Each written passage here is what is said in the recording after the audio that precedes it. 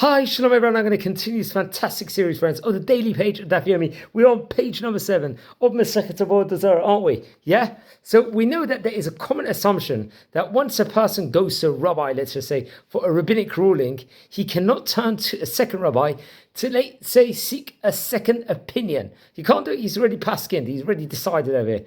Now, the basis for this assumption appears on today's page. The Braita teaches that if someone approached a great rabbi or a sage for a ruling regarding a question of, let's say, ritual purity, and the ruling was that it was impure, he should now not turn to a second sage to see if he would rule it pure instead to get another answer. Similarly, if someone approached a rabbi for a ruling regarding a question of whether something was permissible according to Jewish law, and the ruling was that it was forbidden, he should not turn to a second sage, let's say, to see if he would rule it now permitted.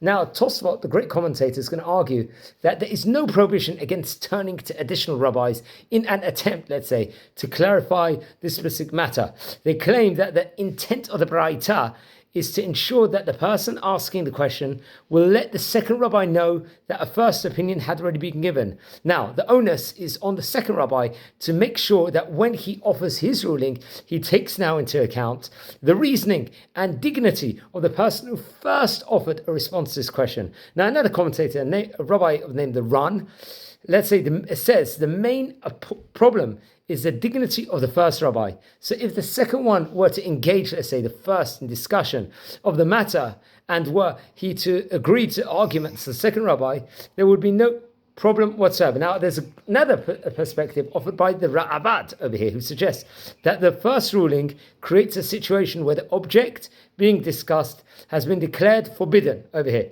and that the status cannot be changed. Now, according to this, the rule would not apply to situations of monetary rulings where, let's say, there are two sides over here in the matter. Now, another commentator, the Me'eri, now will point out that the event that even, let's say, according to this approach, only problem would be if the second rabbi were asked to rule on the exact same case that had already been decided. If, however, a different but similar case is brought before him, he then has every right to offer the ruling that makes the most sense. And very interesting, using the excellent notes from Rabbi Adin Steinsaltz.